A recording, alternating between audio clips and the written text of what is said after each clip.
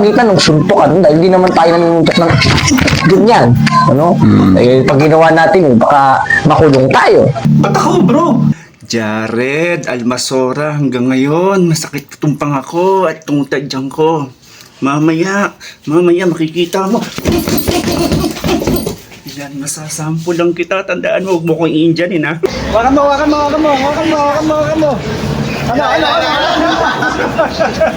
Hello! Kamusta? Okay, mga kalay ko. Mapalad tayo at katabi natin ang isang batang-bata na talagang matindi yung kanyang pag-ibig sa pagpapahayag ng salita ng Diyos. So, may tatanong na ako sa iyo, Brother Jared, kasi alam ko marami nang nagkaroon ng chance na nakapanayam sa iyo about doon sa naging debate niyo ni Brother Jando. No? So may mga ilang katanungan siguro na hindi pa na itatanong sa iyo. Pagkakataon ko na lang ito. Gusto ko lang malaman na nung ikaw ba ay pumunta doon sa lugar na iyon upang makipag-debate, ano yung nasa loob at na kinikinita mo na mangyayari? Naisip mo ba na may porsyentong matalo ka o ano talagang ini-expect mong mangyari? Unang-unang bro, bulag pa tayo nun, gaya nung nasa 4-4 nga na ikalawang Korinto, sapagkat yung sinasambok ng Diyos nun, kung ano rin yung sinasamba ni Soriano ng Diyos. Kung si Soriano sinungaling, alam na natin kung sino yung Diyos niya sa 8:44, mamari si Satanas, pero wag na lang nating pangalanan. Ngayon, yung expectation ko nung pagpunta ko sa Bohol, mga kababayan, bro Emmanuel, talagang halo, paghahanap ng katotohanan tsaka kayabangan. At hindi naman natin ipagkakaila yun at itatago yun sapagkat marami na nagsisilitawan lalo na i-clarify mismo ni Apostol Pablo sa ikalawang Timoteo 3:1 hanggang 5. Nasa isip ko noon, yung kasama ko kasi si Bro Erin, sayang wala, na ngayon ay nagpapasyon na sa Pampanga na kaanib sa born again. Ayun ang nangyari noon, yung pagpunta ko doon, talagang gigisahin ko to. Pati ito, sino itong Paul Alima? Talagang gigisahin ko ito. Nung pagpunta ko doon, ninervyos agad ako, bro. Hindi ko alam kung anong klaseng yun. Kasi sa lahat ng diskusyon ko sa Muslim, hindi ako nakaramdam ng gano'n. Pero nung nakaharap ko talaga yung mga kapatid, lalo na si Bro Paul Alima, talagang iba yung presensya, bro Kaya kung makikita nyo sa video, mga kapatid, ang daming soft drinks. Di ba bro, sa upuan ko, makikita niyo sa likod, mayroong mga bote ng Mountain Dew. Bakit? Kasi sobrang nervous ako noon. Kumita yung Mountain Dew.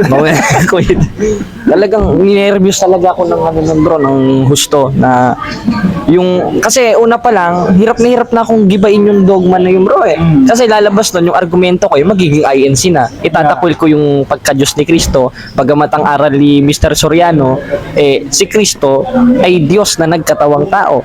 Therefore, i-defend ko pa rin na si Kristo Diyos. Kung papalabasin ko si Maria hindi ina ng Diyos, ano kalagayan ni Kristo? Kaya makikita natin mga kapatid, yung mga argumento ko doon, puro kahibangan lamang. At inaamin ko naman sa sarili ko yun, talo ko, di ba? Nung pag-uwi ko, inamin ko agad, talo ko sa diskusyon. Hindi ka namin makausap. Malamlam na yung mata niya nun yung ka-interview siya nung gabi. So, sa kaligitnaan pa lang ng debate, ramdam mo na. Ang kagandahan sa iyo, Brother Jared, ay dahil nga napatunayan namin dito, kahit ako personally, noong nag-declare ka na ikaw ay babalik sa pagiging Katoliko, kasi Katoliko ka naman, binyagan. May doubt kasi alam mo na meron tayong kapatiran dyan na naging defensor pa nga. So kahit sa mga grupo naming mga CFD ay hindi maiwasan na magkahati ng baka mamaya pakawala lang or something. Pero sa nakikita namin, after na-meet mo si Father Darwin, doon na nag-umpisa. Kumbaga, talagang nakita namin na pinatotohanan mo dahil to the extent na sumusugod ka pa. Mga baluarte ng mga Pastor. So, yun. Anong masasabi mo sa mga bagong gustong maging CFD, ating advice sa kanila? para ma-inspire. Ayun nga, mga kapatid, yung mga nagbabalak pumasok sa apologetico, wala namang masama kung yun ang alam yung gawang mabuti kasi kung talagang may devotion kayo, may pananampalataya kayo, gawin niyo. Dahil sabi nga dun sa 2:10 ng Epeso, na pinuputol ng mga born again kasi 2:8 verse 9 ng Ephesians binabasa nila. Yeah. Pero yung 10, hindi nila binabasa. Basahin natin sapagkat tayo kanyang gawa na nilalang kay Kristo Jesus para sa mabubuting gawa.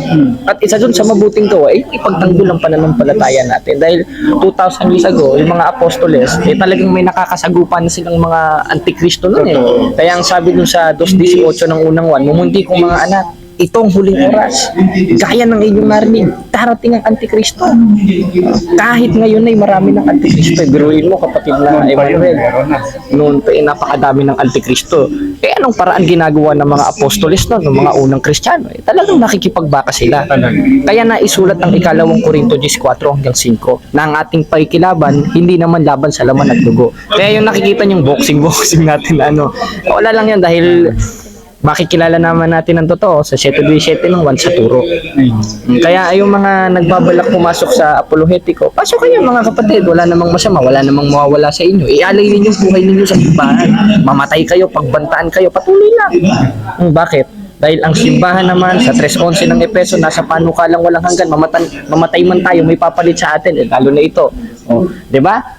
Sinasabi ko na sa'yo, baka mamaya paglabas ko may bumaril na sa atin, mayroon na sa ating manduko, ito ang papalit. Kawawa ka. Hindi naman tayo natatakot doon, kaya dapat tayo, hindi rin tayo matakot. Dahil ang sabi nga sa Mateo, huwag kayong mga takot sa nagsisipatay ng katawan. Datapwat, hindi nakakapatay ng espiritu. Sino yung nakakapatay ng espiritu? Ang Diyos. Kaya doon tayo matakot. Ano yung manifestasyon ng pagkatakot sa Diyos? Yung pakikipaglaban. Dahil isa yon sa pagsunod sa utos ng Diyos na siyang katungkulan ng tao sa 12:13 ng Ecclesiastes na dapat nating ugaliin sa simbahan. Kaya Walang Biblia dito. Baka... kaya yung mga nagbabalak, tuloy lang kayo. Huwag kayong magpapahal lang sa magulang ninyo. Mamamatay ka. Okay lang, mamamatay ako. Makipagdiskusyon ako. Hindi ako makipagdiskusyon. Mamamatay rin ako. Bas mabuti nang mamatay, naglilingkod sa Diyos. Maging martir ka pa. punto, magandang punto yun. Makanonize ka pa ng church, maging santos ka. Kaya mga kapatid, mga kababayan, pasok na kayo sa apologetico. Dahil talagang paubos lang mga protestante at patuloy lang yun ang patuloy. Katunayan nga yung survey, yung na-survey natin, January 10.1 yung protestanteng nangangaral sa Binyan Plaza. Ngayon, 2.0% na lang. Grabe. Paano kaya kung magkakaisa tayo, baka mamaya 0% na yan. Kung wala lang silang kapangyarihan, gaya ng pagpatay, mas madali silang mapapatalsik. Kaya maganda talaga magkaisa tayo dahil yun naman ang utos ni Kristo bago siya umakyat sa langit sa 17:11 ng 1 upang sila'y maging isa gaya naman natin. Kaya yung mga unang Kristiyano magkaisa. Ngayon pa kaya hindi tayo magkakaisa. Kaya mga kapatid, ito kasama natin si Bro Emmanuel, taga-Antipolo, CFD bro, Ayan, magkaisa tayo.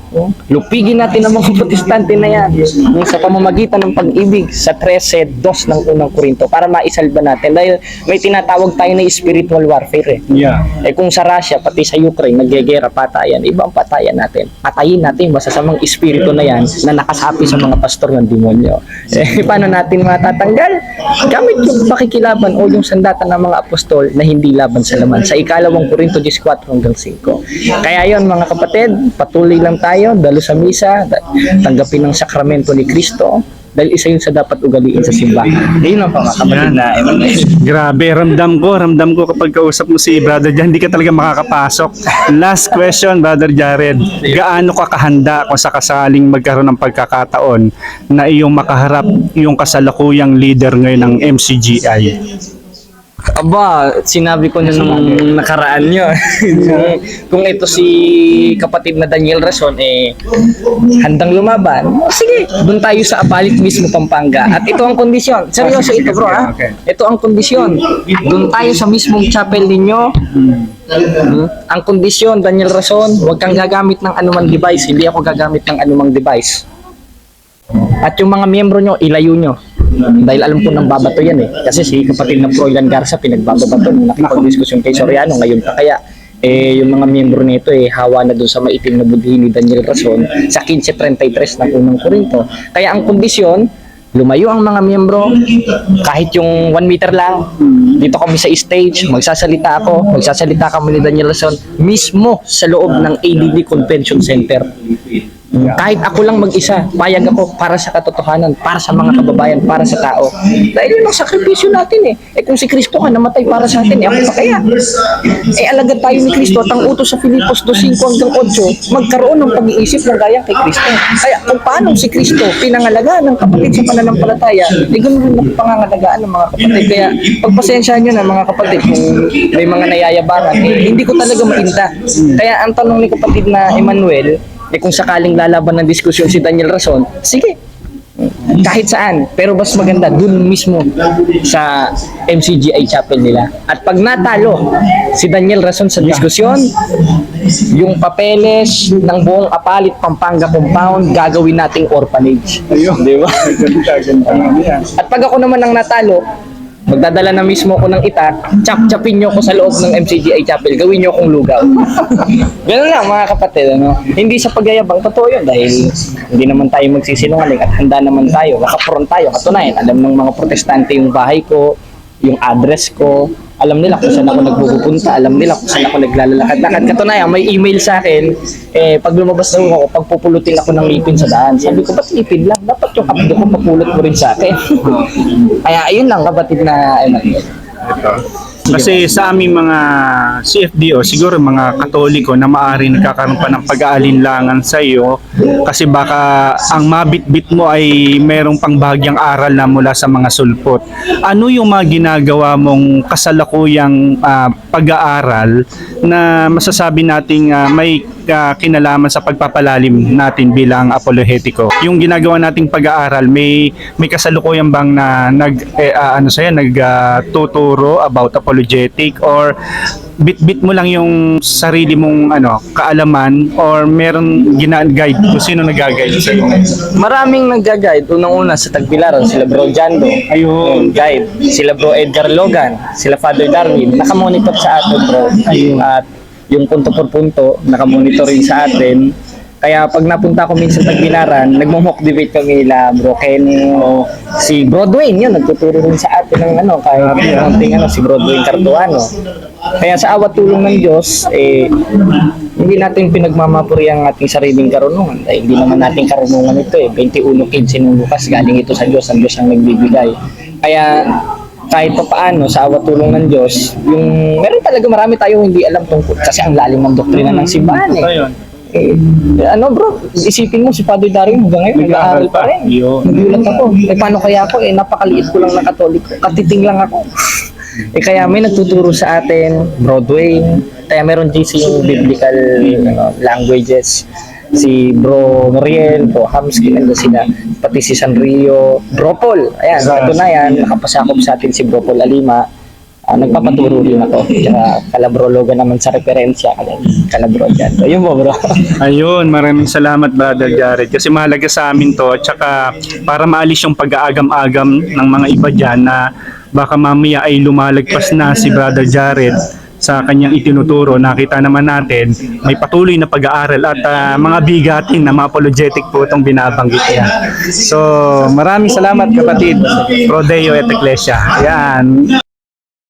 Ayan. Mi, wakan mo.